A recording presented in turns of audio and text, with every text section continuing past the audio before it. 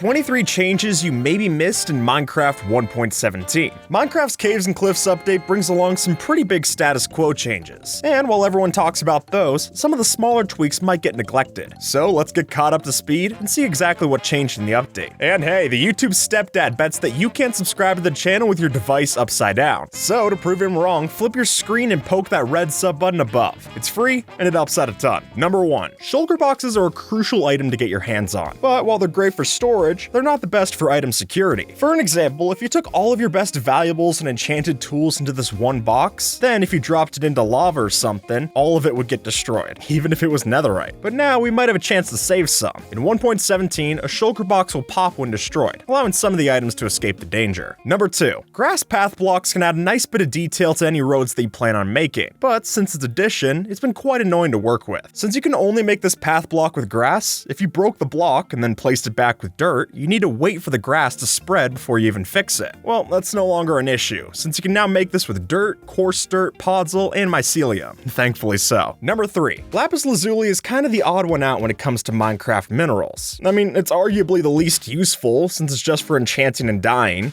and it's by no means the most rare or hard to find. It's just kinda there. But Mojang seems to have fixed one bit of separation in the recent update. And now, instead of crafting 9 lapis into a lapis lazuli block, it's called a block of lapis lazuli to match the other minerals. Number 4. A general rule of thumb for Minecraft is that if it's thin and you place it on the floor, it's bound to break to water. This is the case for redstone, string, and rails. Or at least it used to be. But rails are starting to look a bit different. Now, in 1.17, we're actually able to waterlog these things, meaning not only can we build underwater roller coasters, but they also don't break with water next to them like such. And that's a welcome change, I'm sure. Number 5. I'm gonna go out on a limb and guess that the clock isn't one of your most used items. I mean, it's costly, it only works in one dimension, and it just gets annoying to take the time to check. It even seems like Mojang didn't want to look at this item, given how its texture was unchanged even in the so-called texture update of 1.14. But now its shading and colors have been brought up to speed, and I gotta say, it's looking a lot nicer to boot. Number 6. Anyone who has an elytra has had this problem, because while the wings are great, the fuel isn't necessarily as fun to figure out. Sure, you can farm both the paper and the gunpowder necessary for your firework rockets, but when it comes to actually crafting, the process slows way down. Since the recipe book had no way to quick craft this item, you couldn't just do the chore in one go. But from now on, a tier 1 rocket is craftable like so,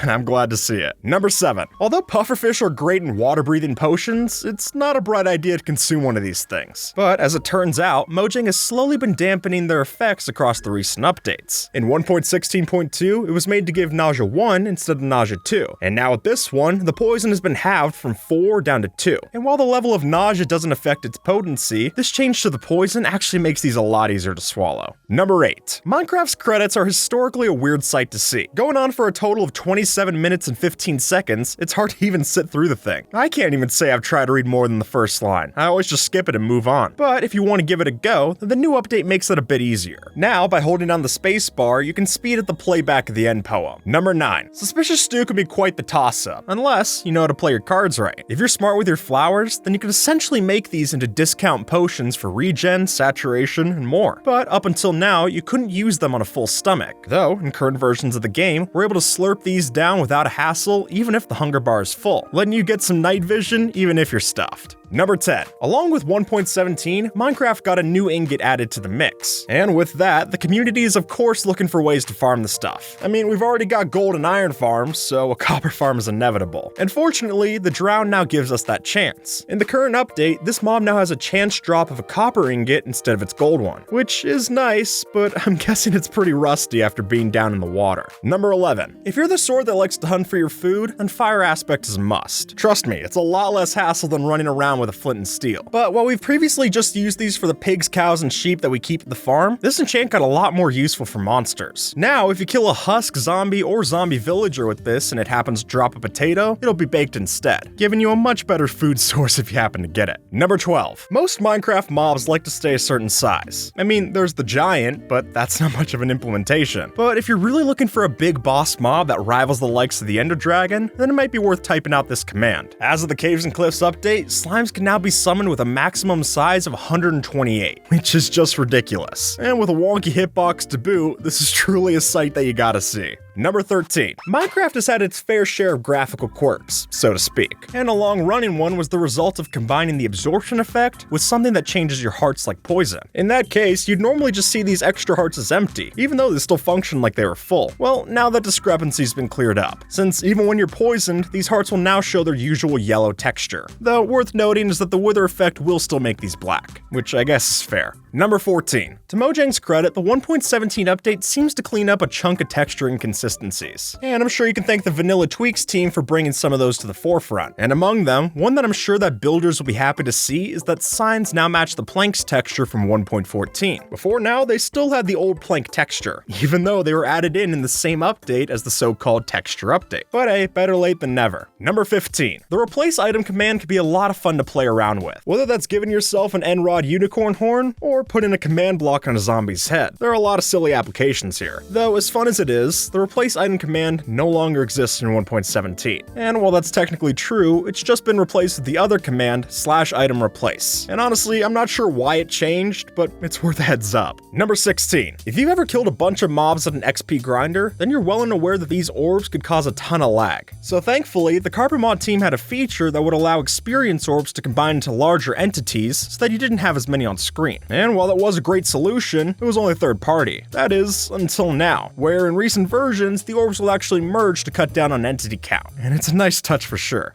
Number 17. If you've played around in a redstone testing world, then you've come across this annoyance. Because even though redstone dust and torches are the majority of what we use, they were scattered among the bottom of the list. And folks, scrolling down to find them was just an inconvenience without a purpose. So thankfully, going forward, we'll be able to find the higher priority blocks and items right along the top of the chart, saving us some seconds and making the whole process a lot smoother. Number 18. Dark mode is all the rage these days. From your Discord to your desktop, it's the main way that we operate. And while there are texture packs that add in things like a dark mode inventory and UI, Mojang also threw their hat in the ring with this update. Now it's possible to go into the accessibility settings and enable a dark mode monochromatic start screen, which is gonna make playing late at night a lot easier on the eyes. Number 19. Spectator mode is supposed to be the premier option for seeing every nook and cranny that the game has to offer, which is why it's weird that up until now, we couldn't even see through lava. But rest assured, anyone playing in this game mode can now see just fine in a lava lake. And honestly, this change seems like it was made for the 1.16 Nether update, but I guess it's still nice to have, and I'm sure we'll get plenty of cool camera angles in the caves. Number 20. When you're playing on a multiplayer server, it can be a big headache when someone goes AFK, because if they aren't sleeping, you aren't sleeping. And now the phantoms are going to be a problem for everyone. So luckily, the community's prayers were answered in this one, allowing for the game rule, players sleeping percentage. With this, you can just set how many players you need to sleep till morning. And while it's 100% by default, I imagine most of us will bump that down significantly.